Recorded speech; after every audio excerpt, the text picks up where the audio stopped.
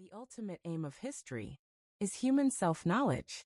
In the words of 20th century historian R. Collingwood, the value of history is that it teaches us what man has done and thus what man is. We cannot hope to understand our lives without it. History itself has a history. From earliest times, all societies, literate or pre-literate, told stories about their origins or their past, usually imaginative tales centering around the acts of gods and heroes. The first literate civilizations also kept records of the actions of their rulers, inscribed on clay tablets or on the walls of palaces and temples. But at first these ancient societies made no attempt at a systematic inquiry into the truth of the past. They did not differentiate between what had really happened and the events manifest in myth and legend. Ancient historical narrative. It was the ancient Greek writers, Herodotus and Thucydides in the 5th century BCE who first explored questions about the past through the collection and interpretation of evidence. The word history, first used by Herodotus, means inquiry. In Greek, Herodotus's work still contained a considerable mixture of myth, but Thucydides' account of the Peloponnesian War satisfies most criteria of modern historical study. It was based on interviews with eyewitnesses of the conflict and attributed events to human agency rather than the intervention and actions of the gods. Thucydides had invented one of the most durable forms of history, the detailed narrative of war and political conflict, diplomacy, and decision-making. The subsequent rise of Rome to dominance of the Mediterranean world encouraged historians to develop another genre of broader scope, the account of how we got to where we are today. The Hellenic historian Polybius, 200 to 118 BCE, and the Roman historian Livy, 59 BC 17 CE, both sought to create a narrative of the rise of Rome, a big picture that would help to make sense of events on a large timescale. Although restricted to the Roman world, this was the beginning of what is sometimes called universal history, which attempts to describe progress from earliest origins to the present as a story with a goal, giving the past apparent purpose and direction. At the same period in China, historian Sima Qian, c.145, 86 BCE, was similarly tracing Chinese history over thousands of years, from the legendary Yellow Emperor, c.2697 BC, to the Han Dynasty, under Emperor Wu, c.109 BCE. Moral lessons, as well as making sense of events through narratives. Historians in the ancient world established the tradition of history as a source of moral lessons and reflections. The history writing of Livy or Tacitus, 56 to 117 CE, for instance, was in part designed to examine the behavior of heroes and villains, meditating on the strengths and weaknesses in the characters of emperors and generals, providing exemplars for the virtuous to imitate or shun. This continues to be one of the functions of history. French chronicler Jean Froissart, 1337 to 1405, said he had written his accounts of chivalrous knights fighting in the 100 Years' War, so that brave men should be inspired thereby to follow such examples. Today, historical studies of Lincoln, Churchill, Gandhi, or Martin Luther King Jr. perform the same function. The Dark Ages, the rise of Christianity in the late Roman Empire, fundamentally changed the concept of history in Europe. Historical events came to be viewed by Christians as divine providence or the working out of God's will. Skeptical inquiry into what actually happened was usually neglected, and accounts of miracles and martyrdoms were generally accepted as true without question. The Muslim world, in this as in other ways, was frequently more sophisticated than Christendom. In medieval times, with the Arab historian Ibn Khaldun, 1332 to 1406, railing against the blind, uncritical acceptance of fanciful accounts of events that could not be verified. Neither Christian nor Muslim historians produced a work on the scale of the Chronicle of Chinese history published under the Song dynasty in 1085, which recorded Chinese history spanning almost 1,400 years and filled 294 volumes. Renaissance humanism, whatever the undoubted merits of other civilizations' traditions of history writing, it was in Western Europe that modern historiography evolved. The Renaissance, which began in Italy in the 15th century, then spread throughout Europe, lasting until the end of the 16th century in some areas centered upon the rediscovery of the past. Renaissance thinkers found a fertile source of inspiration in classical antiquity in areas as diverse as architecture, philosophy, politics, and military tactics. The humanist scholars of the Renaissance period declared history one of the principal subjects in their new educational curriculum, and the antiquary became a familiar figure in elite circles, rummaging among ancient ruins and building up collections of old coins and inscriptions. At the same time, the spread of printing made history available to a much wider audience than ever before. The Enlightenment. By the 18th century in Europe, the methodology of history, which consisted of ascertaining facts by criticizing and comparing historical sources, had reached a fair level of sophistication. European thinkers had reached general agreement on the division of the past into three main periods: ancient, medieval, and modern. This periodization was at root of value judgment, with the medieval period dominated by the Church, viewed as a time of irrationality and barbarism, and separating the dignified world of the ancient civilizations from the newly emerging, rational universe of modern Europe. Enlightenment. Philosophers wrote histories that ridiculed the follies of the past. The Romantic spirit. In stark contrast, the Romantic movement that swept across Europe from the late 18th century found an intrinsic value in the difference between the past and the present. Introduction. To live with men of an earlier ages, like traveling in foreign lands. René Descartes. Discourse on Method, 1637. 14. The Romantics drew inspiration from the Middle Ages, and instead of seeing the past as a preparation for the modern world, as had previously been the case, Romantic historians tried the imaginative exercise of entering into the spirit of past ages. Much of this was associated with nationalism. The German Romantic Tinker Johann Gottfried Herder, 1774 to 1803, burrowed into the past in search of roots of national identity and an authentic German spirit. As nationalism triumphed in Europe in the 19th century, much of history became a celebration of national characteristics and national heroes, often veering into myth-making. Every country wanted to have its sacred heroic history, just as it had its flag and its national anthem. The grand narrative. In the 19th century, history became increasingly important and took on the quality of destiny.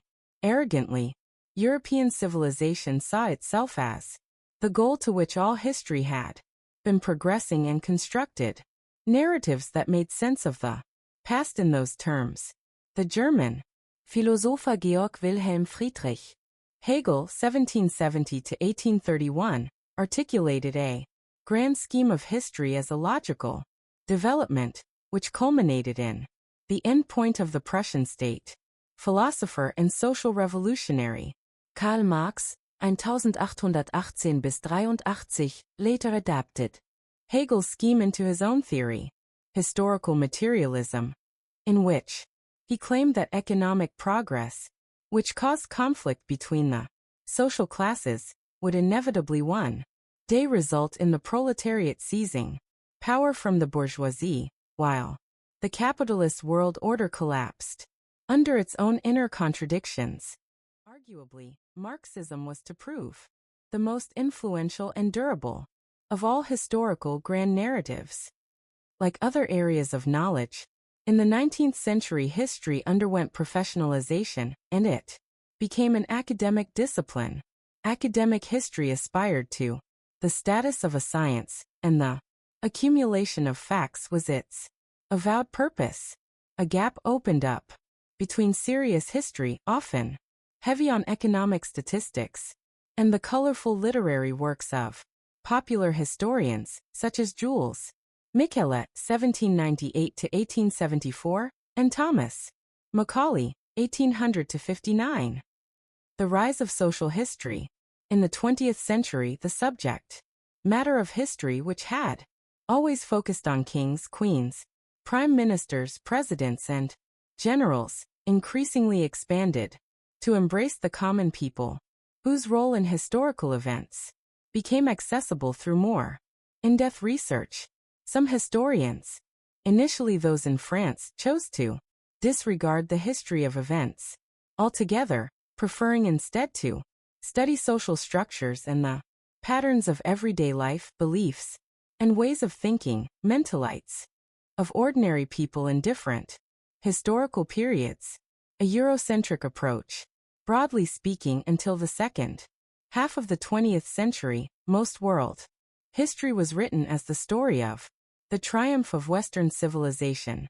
This approach was as implicit in Marxist versions of history as in those histories that celebrated the introduction. History is little more than the crimes, follies, and misfortunes of mankind. Edward Gibbon. The History of the Decline and Fall of the Roman Empire, 1776. 15. Progress of technology, enterprise, and liberal democracy.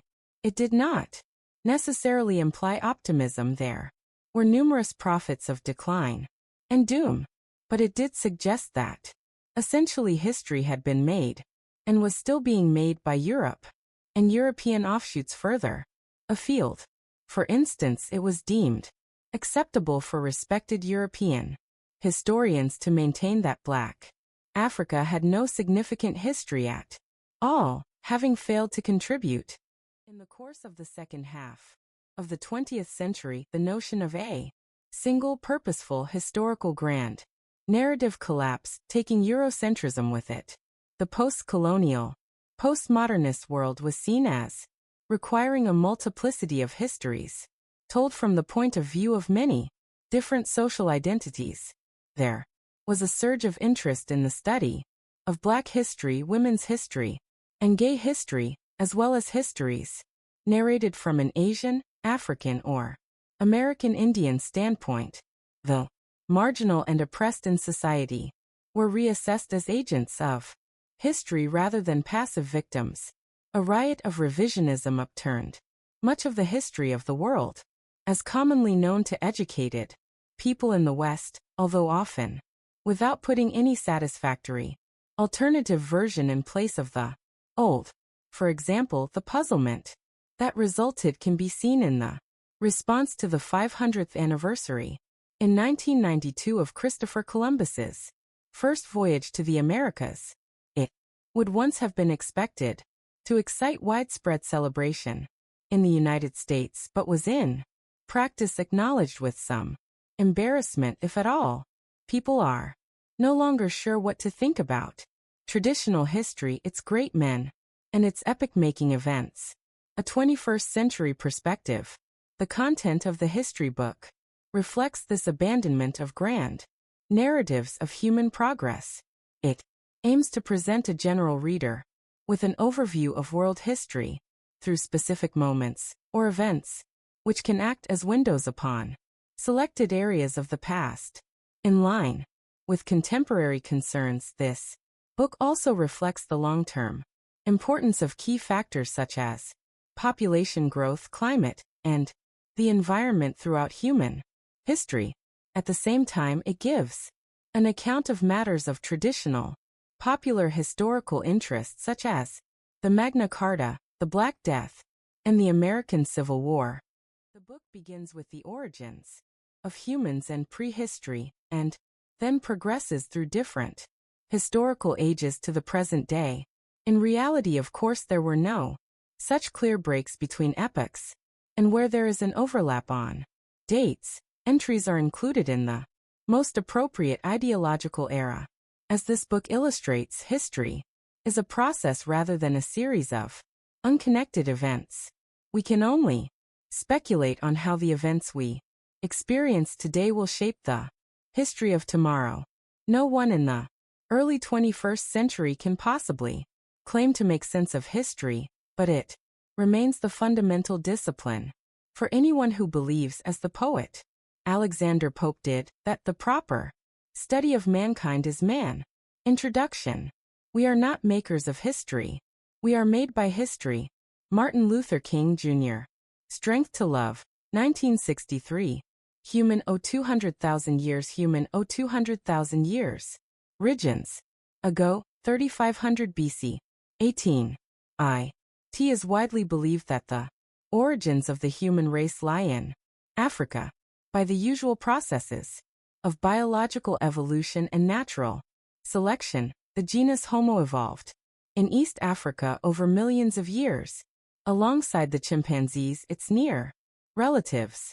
By the same biological processes, Homo sapiens, modern humans, evolved alongside other hominins, the relatives of humans, including Neanderthals, who died out 40,000 years ago.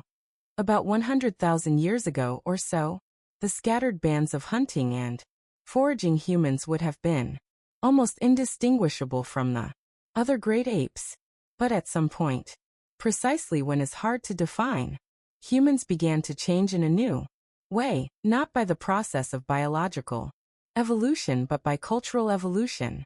They developed the ability to alter their way of life through the creation of tools, languages, beliefs, social customs, and art. By the time they were painting exquisite pictures of animals on the walls of caves and carving or sculpting figurines out of stone or bone, they had marked themselves out uniquely from other animals. Their transformation was slow in the early years, but it was set to gather incredible momentum. Over millennia, humans had become the only animals with a history. Discovering history, the early development of human cultures and societies, presents a particular problem to historians. The first writing was not invented until quite late in the human story, about 5,000 years ago. Traditionally, the period before writing tended to be dismissed as prehistory, since it left no documents for historians to study. However, in recent years, a wide range of new scientific methods, including the study of genetic material and radiocarbon dating of organic remains, have been added to the long-established techniques of archaeology, enabling scholars to shine at least a flickering light upon the pre-literate era. The narrative of the distant human past is under constant revision as new discoveries and research, its findings frequently disputed, create radical shifts in perspective. The fresh investigation of a single cave, a burial site, or a human skull can still throw large areas of accepted knowledge into question. However, in the 21st century, much of the history of early humans can be described with a reasonable degree of confidence. All historians agree that until about 12,000 years ago, humans were hunter-gatherers, using stone tools and living in small mobile groups. This period is referred to as the Paleolithic era, or Old Stone Age. Humans were a successful species, expanding their numbers to perhaps 10 million and spreading to most parts of the Earth. Generally, they adapted well to the major natural climate changes that occurred over tens of thousands of years, although they were temporarily driven out of northerly areas such as Britain and Scandinavia during the coldest phase of what is popularly known as the Ice Age. Humans existed in an intimate relationship with their natural environment, but their effect on that environment, even at this early stage, was not necessarily benign. There is a disturbing coincidence between the spread of human hunters across the planet and the extinction of megafauna such as woolly mammoths and mastodons. Although human hunting is far from being identified as the sole cause of these extinctions, natural climate change may well have been a contributing factor. From our modern perspective, they can seem to set a troubling precedent.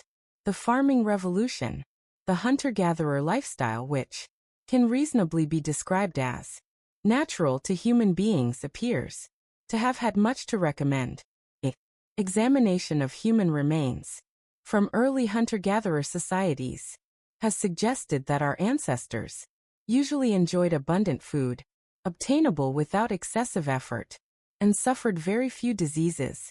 If this is true, it is not clear what then motivated so many human beings all over the world to settle in permanent villages and develop agriculture, growing crops and domesticating animals. Cultivating fields was grindingly hard work, and it was in farming villages that epidemic diseases first took root. Whatever its immediate effect on the quality of life for humans, the development of settlements and agriculture indisputably led to a high increase in population density, sometimes known as the Neolithic Revolution or New Stone Age. This period was a major turning point in human development, opening the way to the growth of the first towns and cities, and eventually leading to settled civilizations. Remains of Homo floresiensis were found on the Indonesian island of Flores in 2003. Some studies suggest that its small size was due to disease rather than indicating a new species. See also cave paintings at Altamira 22-27, the Big Freeze 28-29, the settlement at Catalhoyuk 30-31. Human origins. Years ago, although the earliest dates are controversial, small groups may have visited much earlier, but the bulk of the evidence suggests widespread colonization of Australia only around 45,000 years ago, at much the same time as Homo sapiens arrived in Europe. Other hominin species. Homo sapiens was the first hominin to arrive in Australia. However, in parts of Eurasia, humans did face competition. By the time humans reached Europe, Neanderthals had already been there for around 250,000 years, having evolved from an ancestor they shared with modern humans, Homo heidelbergensis, and they were well adapted to life in the region. Further east, at Denisova Cave, in Russia's Altai Mountains, there is evidence of a mysterious species, the Denisovans, known only from their DNA. And on the island of Flores in Southeast Asia, fossils of another possible species, the short, small-brained Homo floresiensis, date from just 18,000 years ago, although some researchers believe these were simply modern humans, afflicted with some form of disease. Of all these species, Homo sapiens is the only one to have survived and gone on to colonize the New World. Beringia, a land bridge between Russia and Alaska, exposed when sea levels dropped, as a result of the Ice Age, allowed humans to reach the Americas from Northeast Asia. The exact date remains controversial. Stone tools from the C.13,000-year-old Clovis culture were once thought to have belonged to the earliest humans. In the New World, older sites are now known, but many of the earlier dates, particularly in South America, remain highly contentious. Until more evidence is found, the fates of the Denisovans and Homo floresiensis remain unknown, while the most recent research suggests Neanderthals died out around 40,000 years ago. Many researchers believe the resourcefulness of Homo sapiens was crucial to its success in other species' home territories in the face of climate change around the time of the last glacial maximum. In particular, it is thought that they could also rely on more extensive social networks than those other species, an asset that would have proved crucial both to survival in lean times and to helping them colonize the unfamiliar environments. they encountered as they expanded across the globe, perhaps following animal herds. The Altamira Cave Complex, near Santander on the northern coast of Spain, comprises a series of passages and chambers extending for nearly 984 feet, 300 meters that boast some of the best examples of Stone Age, or Paleolithic, cave art yet discovered. So impressive are the paintings that, when the cave was discovered in 1880, they were widely considered fakes and took nearly 20 years to be accepted as the genuine creations of prehistoric hunter-gatherers. Some of the early artistic activity here may date from more than 35,000 years ago, although most of the famous paintings were probably created much later, around 22,000 years ago. These include the images in the famous Bison Chamber. Here the low ceiling is covered in representations of animals, including multicolored, lifelike images of bison, expertly painted across the natural undulations of the rock in such a way as to make them appear almost three-dimensional. The artistic impetus. Other stunning displays of cave art are also known concentrated in southwest France and northern Spain. They include not only finely detailed images of animals, but also engraved and painted signs, symbols, and handprints. Archaeologists remain divided over the meaning and function of Stone Age art. One explanation is simply that these people appreciated the aesthetic qualities of art, just as their descendants do today.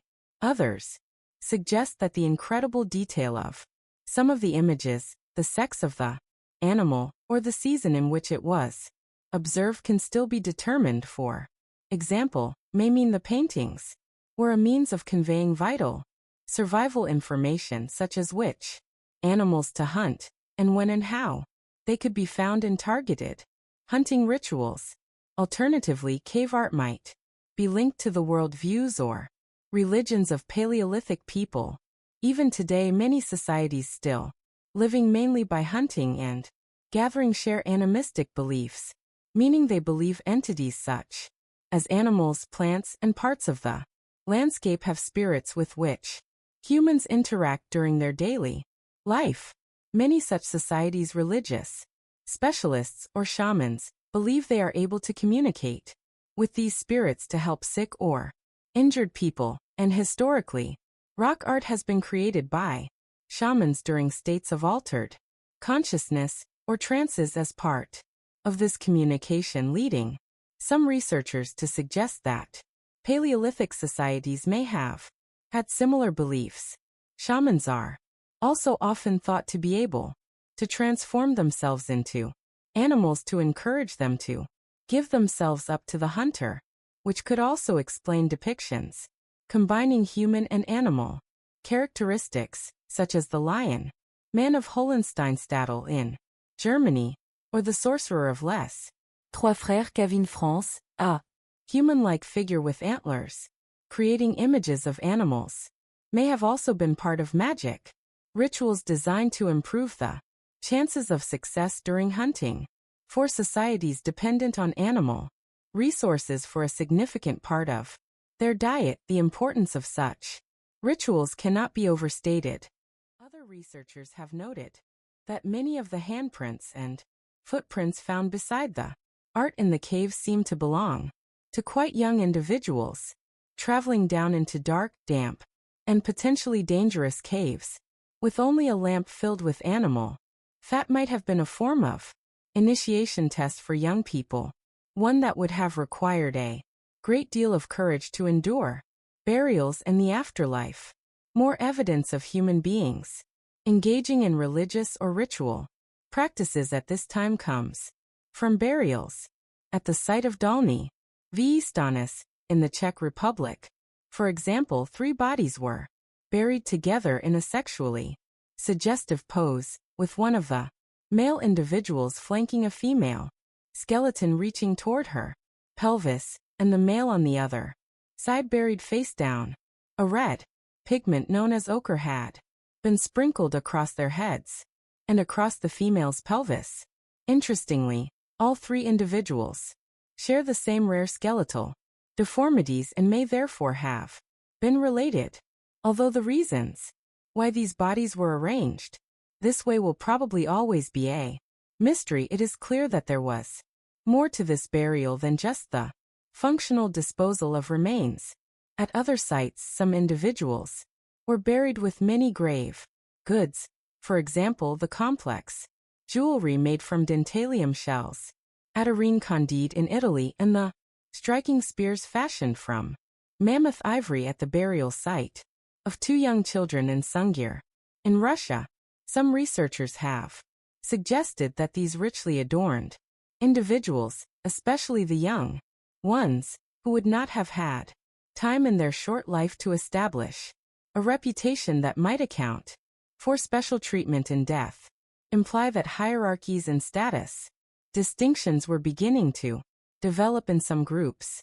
However, they do not appear to have become widespread until much later.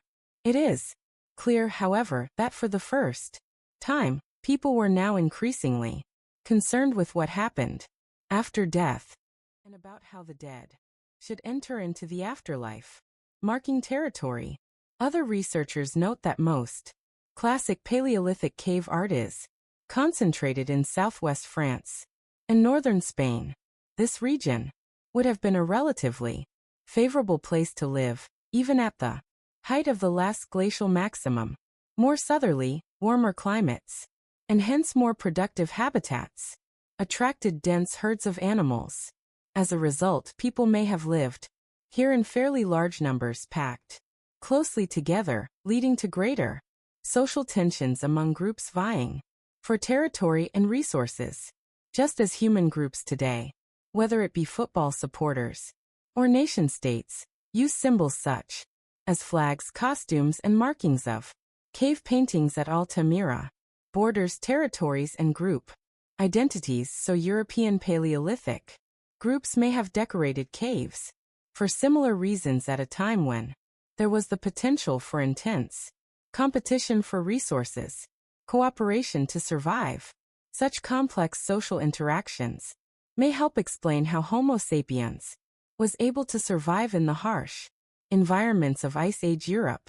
Hunter-gatherers probably lived in small groups scattered at relatively low densities across the landscape. Most archaeological sites from this time do not demonstrate any evidence of complex buildings or structures, suggesting that people moved around a lot, according to the weather and the local environment, often following large herds of animals like reindeer as they migrated with the seasons. Homo sapiens' ability to forge new relationships readily allowed groups of hunters to combine as and, when necessary, when resources were plentiful, they would hunt together, for example intercepting migrating herds of reindeer at places in the landscape where they were most vulnerable, such as in. People thought of themselves as part of a living world where animals, plants, and even landmarks and inanimate objects had lives of their own. Brian Fagan, Cro-Magnon, 2010. Historians are still unsure whether or not there are precise meanings behind the majority of cave art. Their best guesses are that they may relate to any one or more of several possibilities. Art.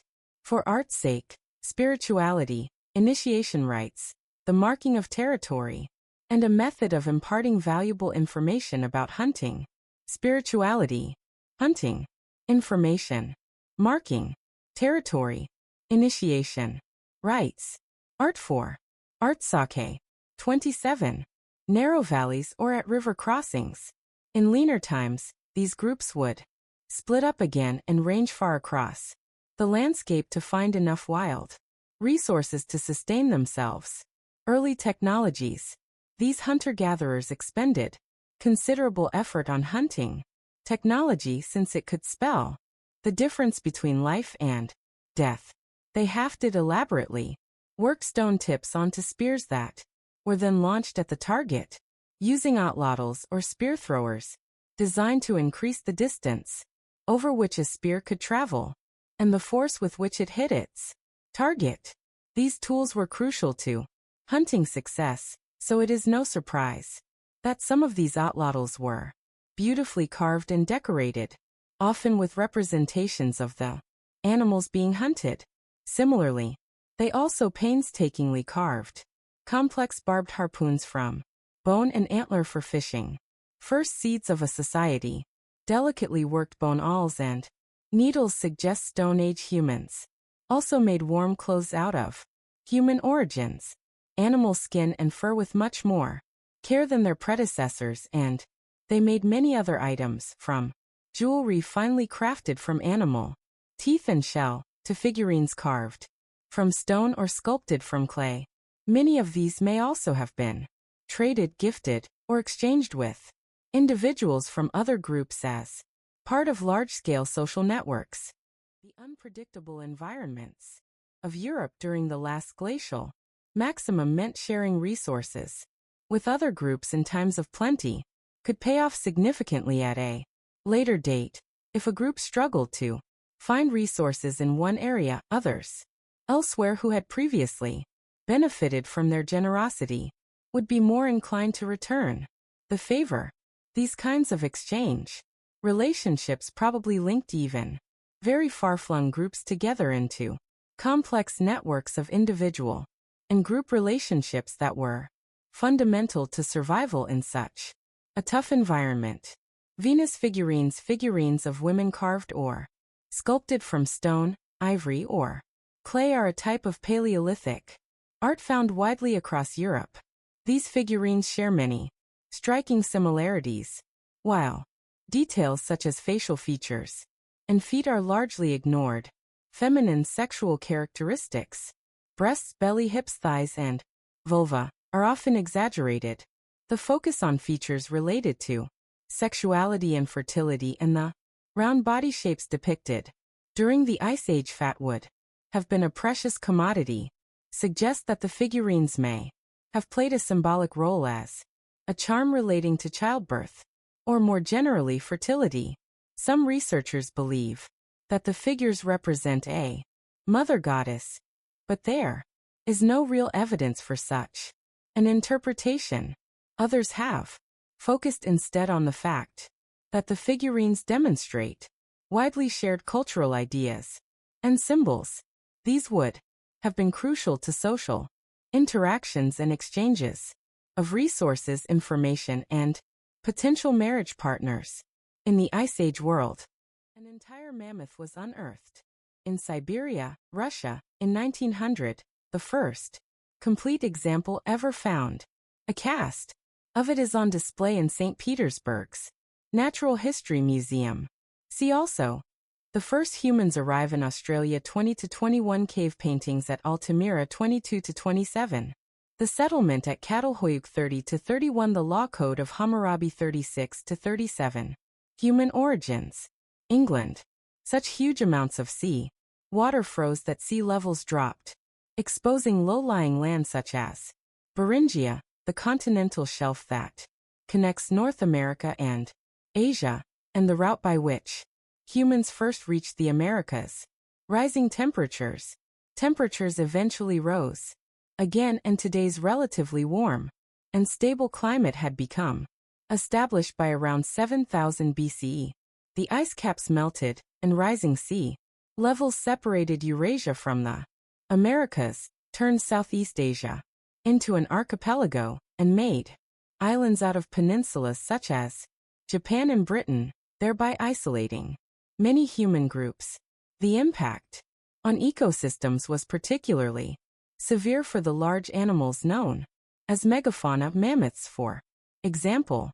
The open glacial steppe grasslands in which megafauna thrived were replaced by expanding forests, and across the globe the combination of environmental change and human hunting drove many species to extinction. The forests and wetlands of the new post-glacial world offered humans many new opportunities. They hunted large forest animals, such as red deer and wild boar, as well as smaller mammals like rabbits, and they foraged for a range of aquatic and coastal food sources. Migratory fish like salmon, sea mammals such as seals, and shellfish, seasonal wildfowl, and a range of fruits, tubers, nuts, and seeds all became important dietary staples. In areas that were particularly rich in natural resources, human groups may not have settled in one place, sending small bands on forays further afield to target specific resources. The Natufian communities of the Eastern Mediterranean, for example, were able to exploit abundant stands of wild cereals in the Near East. Some groups began to manipulate their environments, burning vegetation and cutting down trees to encourage their preferred plant and animal species to thrive. They started to select and care for productive plant species and sowed the seeds of favored strains while managing and controlling certain animals. This manipulation led to these species becoming ever more reliant on human input, and to the development of agriculture, a radical change in the human way of life that has since resulted in even more dramatic human impact on the environment. Ice cores and past environments.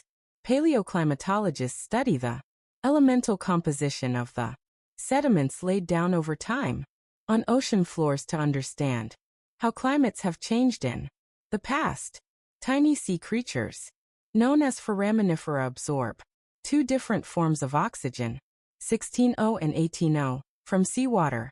Because 16O is the lighter of the two, it evaporates into the air more easily, but during warmer periods it falls as rain and drains back to the sea. So 16O and 18O exist in seawater and appear in the shells of foraminifera in roughly equal ratios. However, in cold conditions, most of the evaporated 16O does not return to the ocean but freezes as ice. So seawater contains more 18O than 16O. When foraminifera die, their shells sink to the ocean floor, building up over time. Paleoclimatologists drill into the ocean floor to extract cores of sediment and study the changing proportions of 16O and 18O in different layers to see how climates have changed over time. The Neolithic town of Catalhoyuk on the Konya Plain in Turkey was discovered by James Mellart in the 1960s. It has become one of the most famous archaeological sites in the world due to its size, density of settlement, spectacular wall paintings, and evidence of complex religious and ritual behavior. Since its discovery, several other large settlements across West Asia have been found that attest to the growing scale of human communities during the shift from foraging to agricultural lifestyles, or Neolithic revolution, that occurred between around 10,000 BCE and 7,000 BCE. Whether rising populations forced people to find more stable means of subsistence, or farming allowed people to have more children, the sizes of many settlements increased substantially and became more permanent. New ways had to be found to resolve social stresses such as disputes between neighbors. Early villagers invested time and effort in planting and cultivating crops, then in storing the harvest to last the year, so they could no longer simply move as foragers had. Community cohesion. It is thought that the development of more formal religious organization and group ritual practices may have helped community cohesion. At many sites, buildings were set aside for such purposes. These were larger than domestic structures, with unusual features such as lime, plaster benches, and more evidence of symbolic and representational art. Catalhoyuk boasts murals and figurines of a range of subjects, including wild animals such as bulls, leopards, and vultures. At many sites, some inhabitants remained in the community even when they died. They were buried under the floors of the houses. Sometimes they were later dug up and their skulls removed. Facial features were molded on some in plaster and painted with ochre for display. At sites like Ain Ghazal in Jordan, large statues made of lime plaster have been found, and there are many examples of clay figurines of animals and mainly female humans. It is not clear whether these decorated skulls, statues, and figurines represent specific individuals or heads of households, or lineages, or perhaps mythical ancestors or gods, but they may have been part of the communal ideologies, rituals, and social practices that helped smooth over tensions between individuals and broader regional groups who were establishing more formal links with one another for long-distance trade and exchange of goods. Some of the success of Catalhoyuk may have been due to its role as a center for the large-scale trade of items made from the obsidian or volcanic glass of Hassan Dag. The many dramatic social and economic changes that came with the Neolithic Revolution have helped shape both human history and the world's ecosystems ever since. The adoption of farming established a plentiful and stable long-term source of food, allowing for population growth. However, there were negative consequences too. Farmers may have had to work harder at times than hunter-gatherers did, and their more limited diets, focused on just a few crops and animal species, led to nutritional deficiencies. The health of early farmers also suffered in other ways. Living at close quarters with animals meant that some animal diseases spread to humans, for example, smallpox, anthrax, tuberculosis, and the flu. Larger communities living at higher densities allowed for such diseases to be more easily passed around. It also caused problems in disposing of human and animal waste, and thus a rise in intestinal complaints and waterborne diseases such as cholera and typhoid, while irrigation created breeding grounds for mosquitoes and parasitas infecting humans with diseases like malaria. About 5,000 years ago, humans began to form societies of unprecedented complexity. These civilizations typically had state structures and social hierarchies. They built cities and monuments such as temples, palaces, and pyramids, and used some form of writing. The basis for the development of civilizations was progress in agriculture. When only part of the population was required to work in the fields to produce food, the rest could inhabit towns and palaces, performing a range of specialty functions as bureaucrats, traders, scribes, and priests. The invention of civilization undoubtedly raised human life to a new level in many ways: in technology, the arts, astronomy, the measurement of time, literature, and philosophy, but also established inequality and exploitation as the basis of society, leading to larger-scale warfare as states expanded into empires. Emerging civilizations.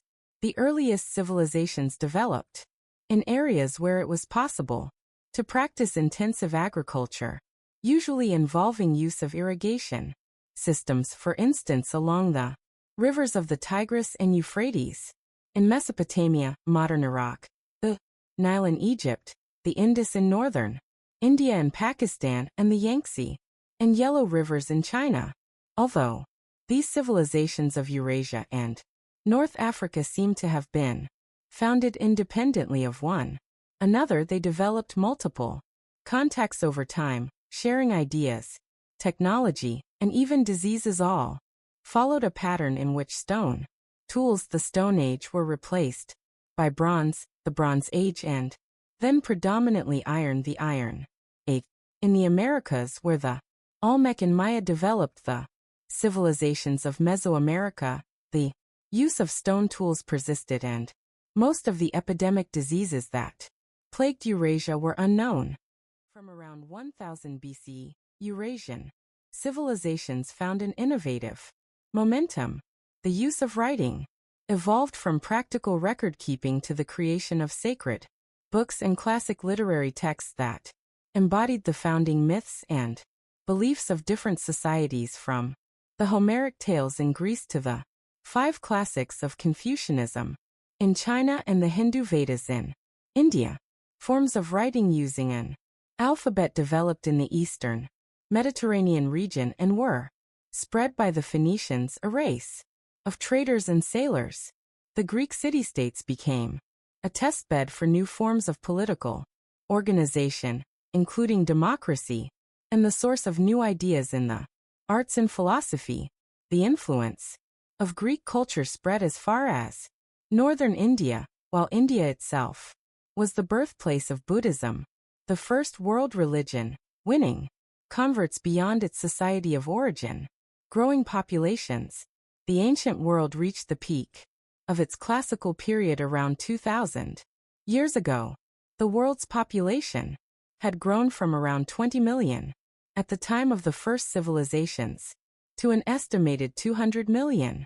About 50 million of these lived in a united Han China, while about the same number were under the governance of the Roman Empire, which had extended its rule to the shores of the Atlantic and the borders of Persia. In large part, the empires were successful because of efficient communications by land and water, and the ruthless deployment of military power. Long-distance trade routes linked Europe to India and China, and cities had expanded to a great degree. Rome's population was estimated at over 1 million. The causes of the decline of these powerful classical empires from the 3rd century CE have long been disputed among historians. Bred in overcrowded cities and transmitted along trade routes, epidemic diseases certainly played a part. Internal power struggles were also a major factor, leading to political fragmentation and a decline in the quality of government. But perhaps most crucial was the geographical limitation of the civilized areas of Eurasia. Both the Roman and Han empires built walls to mark and defend the borders of their empires, beyond which lived mostly nomadic or semi-nomadic barbarian tribes. The civilized societies had little or no military advantage over these peoples, who increasingly raided or settled within their territories. The eastern part of the Christianized Roman Empire survived until 1453, and Chinese civilization revived to full vigor under the Tang dynasty from 618, but Western Europe would take centuries to recover the levels of population and organization that it had known under the rule of Rome. In 1901, a 6-foot-tall slab of black stone was found in the ruins of the city of Susa. Carved onto its face were 280 judgments, or laws, constituting the earliest known written legal code in history. The slab had originally been erected in Babylon in around 1750 BCE by Hammurabi, one of the greatest kings of ancient Mesopotamia. Bronze Age Revolution. Mesopotamia, which means between two rivers, lies between the Euphrates and the Tigris, and it is considered to be the first human civilization ever. Its writing, math, and astronomy were also the first known, and its cities arguably the world's first true examples. Growth of its population and wealth led to the emergence of a hierarchy in society, led by rulers, courtiers, and priests at the top, through merchants and artisans to servants and laborers at the bottom. This is often referred to as specialization. Members of society having different tasks rather than all producing food, as had been the case in previous subsistence societies. Mesopotamian communities coordinated manpower to build large structures such as defensive walls and huge temples, and to mobilize armies. They utilized hydrological engineering to divert river water and irrigate the alluvial floodplains. Administrative needs, such as bookkeeping, led to the development of cuneiform writing, the first known script, and of complex mathematical concepts, such as fractions, equations, and geometry. Sophisticated astronomy, developed for calendric purposes, sometimes called the Bronze Age Revolution. This great step forward can be seen as the most important change in the human world before the Industrial Revolution. Mesopotamian unification. For much of the 4th to the 2nd millennia BC, Mesopotamia was a mosaic of competing kingdoms and city-states such as Uruk, Isin, Lagash, Ur, Nippur, and Larsa. Hammurabi, the Amorite king of Babylon, unified the region through a combination of guile, diplomacy, opportunism, military might, and longevity. As was traditional with conquering kings, Hammurabi used previous edicts as the basis for his laws, but these laws were distinguished by the reach of his empire and by the fact that they were inscribed on steely stone slabs, and so recorded in perpetuity. Hammurabi's laws and their detailed prelude reveal much about life in what is known as the Old Babylonian period.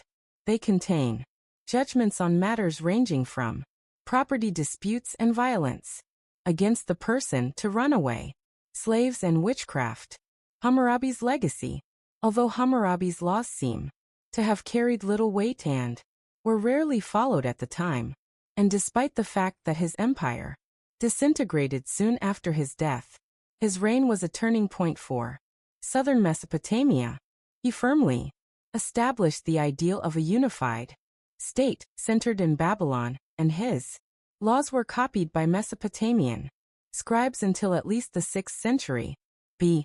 They show many points of similarity with and may have influenced laws of the Hebrew Bible, which in turn influence laws in many societies today. Around 1264 BC, the Egyptian pharaoh Ramesses II, c. 1278, 1237 BC, had 2 mighty temples hewn out of the cliffs on the west bank of the Nile in southern Egypt. The entrance was guarded by 4 vast statues of the pharaoh, seated in glory and wearing the symbols of divine kingship, including the double crown that signified his authority over Upper and Lower Egypt. The temples were designed to signify and embody the unique status, ambition, and power of the ancient Egyptian pharaohs. The pharaonic tradition. Ramesses II inherited a tradition that was already very ancient. About 1,800 years earlier, King Narmer, called Menes by the ancient Greek historian Herodotus, first unified the kingdoms of the Upper, Southern, and Lower Northern Nile. Narmer's deeds were recorded on a stone pallet, which was recovered from a temple at Hierakonpolis in the 19th century, and provides one of the earliest known depictions of an Egyptian king. The pallet is inscribed with many of the symbols and traditions that would come to typify the pharaohs for the next 3 millennia. For instance, Narmer is shown holding an enemy by the hair about to smite him, and Ramesses II was often depicted in the same way. Military might and supernatural strength were hallmarks of Egyptian kingship. The pharaoh, like the gods, was frequently shown much larger than ordinary mortals. The geographical situation of Egypt, with its stark contrasts between the fertile Nile Valley and its delta, which empties in the magnificent temple complex at Abu Simbel, was remarkably moved.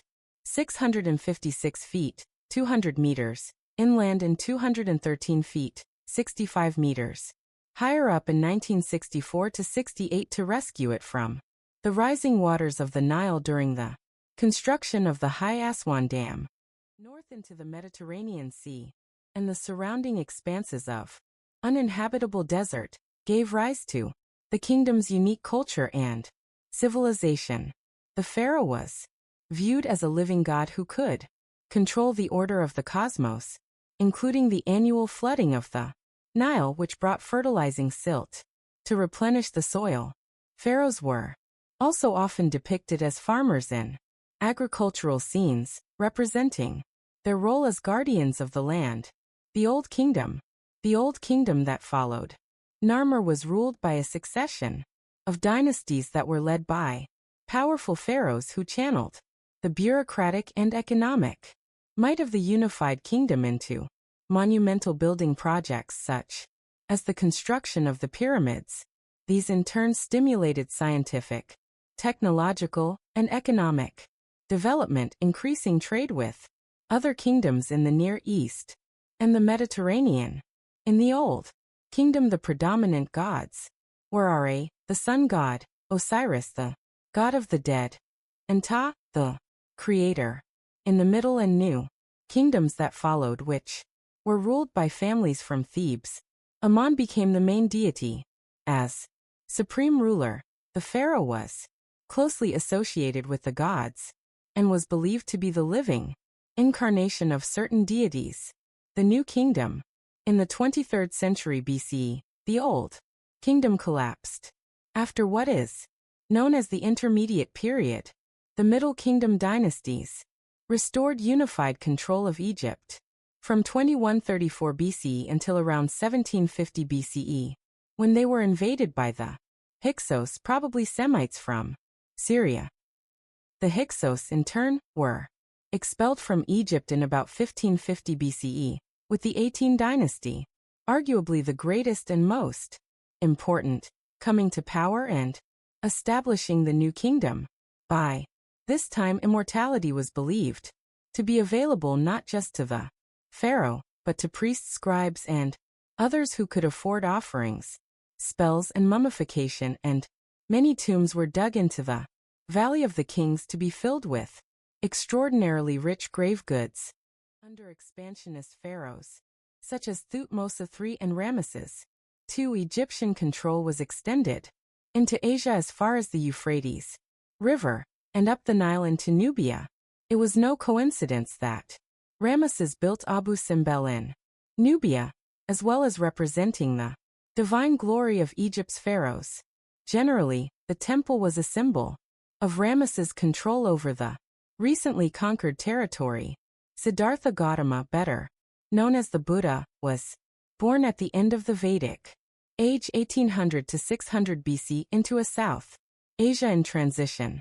In the country's caste system, the priestly Brahmins and the warrior elite Kshatriyas ranked highest, and it was into this latter group that Siddhartha Gautama was born. India was then a ferment of sects and new ideologies, some of which espoused a philosophy renouncing the material world. Siddhartha developed a similar philosophy based on mystical Hinduism, but he also rejected the increasingly rigid strictures of Vedic ritual and the inherited piety of the Brahmins. Renouncing material possessions, he sought and eventually found enlightenment and became the Buddha. He preached in northeast India and founded the Sangha, the monastic order of Buddhism, to continue his ministry.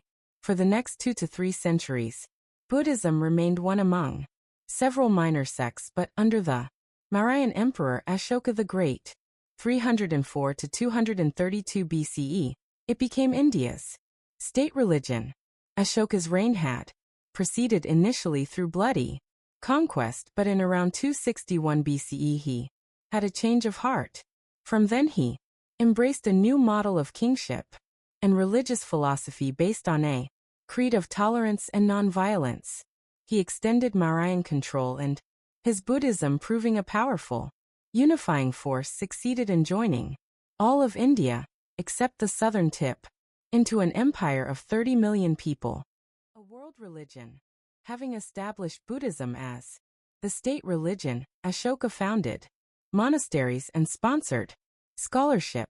He sent Buddhist missionaries to every corner of the subcontinent and abroad as far as Greece, Syria, and Egypt.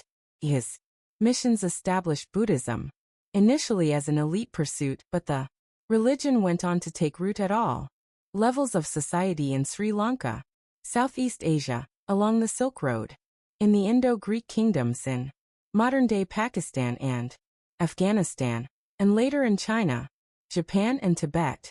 In India, its birthplace, Buddhism started to decline after Ashoka's death in 232 BCE, affected by a resurgence of Hinduism and then the arrival of Islam.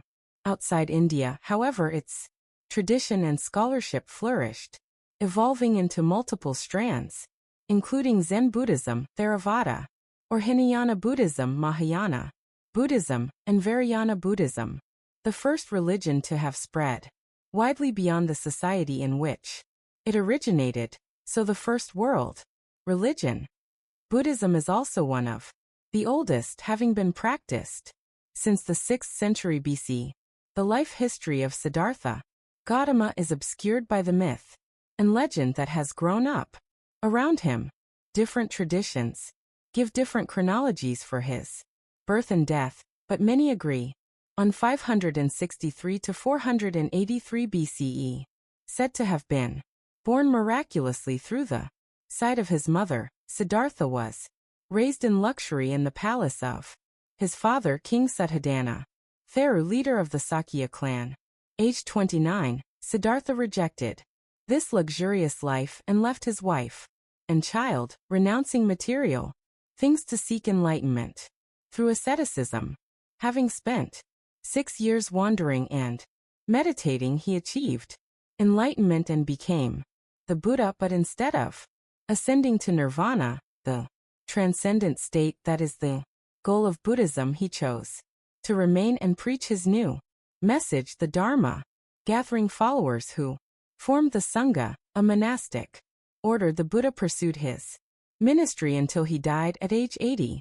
He urged his disciples to follow. In the 1890s, British historian Arthur Evans came across some ancient clay seals for sale in Athens. They originated from the relatively unexplored Mediterranean island of Crete, and for Evans they offered a tantalizing hint at the existence of the first writing system in Europe. Following the seals to their Cretan source, Evans decided to excavate a promising parcel of land at Knossos, in the north of the island, where he uncovered a vast palace complex. The iconography of the palace centered on a bull cult, including frescoes that depicted the sport of bull leaping. Evans named the civilization Minoan after the mythical Cretan king Minos, who, according to Greek legend, built a labyrinth to contain the Minotaur, a fearsome half-man, half-bull creature. In the process, Evans discovered that the Minoans had indeed invented an early type of alphabet, which he called Linear A. The Palatial period. The Minoans were a people of unknown origin, possibly from Anatolia, who settled on Crete in the Neolithic era. In about 7000 BCE, they farmed crops, herded sheep, and worshipped in caves on top of mountains and at springs, but by 2400 BC they had begun to build large palace complexes. By 1900, in what is known as the Palatial period of the Minoan civilization, palaces at Knossos, Phaistos, Malea, and Chania had been constructed in broadly similar forms, with the one at Knossos being the largest. It was destroyed, possibly by fire or perhaps a tsunami, around 1700 BC, but it was rebuilt soon after on the same site. At its peak in about 1500 BC, Knossos Palace and the city that grew up around it covered 185 acres, 75 hectares, and had a population of up to 12,000. The Minoan palaces all had large central courts, flanked by many chambered buildings, and were highly decorated with frescoes of flora and fauna. In the extensive magazines storehouses, the rulers, who may have served dual roles as priest-kings or priest-queens, gathered many commodities for redistribution. Minoan rulers also controlled trade with other Bronze Age civilizations around the Mediterranean, such as Byblos in Phoenicia, now Lebanon, Ugarit in Syria, Pharaonic Egypt, and Mycenaean Greek settlements in the Cyclades and further afield. Linear A script. The Minoans developed their own script, probably initially for record-keeping and administration purposes. It began as hieroglyphic picture writing but later evolved into the Linear A syllabary, in which symbols denote syllables rather than letters, as is the case with the alphabet. The Minoan language as recorded in Linear A script remains undeciphered to this day, but in around 1450 BC the Minoans were invaded by the Mycenaeans from mainland Greece, who adapted the Minoan script into Linear B, which was used to write archaic Greek. Not long after the Mycenaeans invaded Crete, Minoan civilization collapsed completely. However, the legacy of Minoan writing lives on through its connection with the Phoenician alphabet, which in turn would come to form the basis of the Latin alphabet that is used in many parts of the world today. The Phaistos disc, found in 1908 in the ruins of the Minoan palace at Phaistos, southern Crete. The Phaistos disc shown above, made from fired clay and about 6 inches, 15 centimeters, across, is printed with symbols in an unknown script. Although dated to 1700 BC, it was made using the technique of woodblock printing, which was not thought to have been invented for another 2,000 years or so in China, making the disc one of the great archaeological mysteries. The symbols, many of which are recognizable as everyday objects, are arranged in a spiral and divided into words by vertical lines. Some scholars have drawn parallels between certain symbols in Cretan hieroglyphics and linear, suggesting that the writing on the disc may be an elaborated form of an existing Minoan script.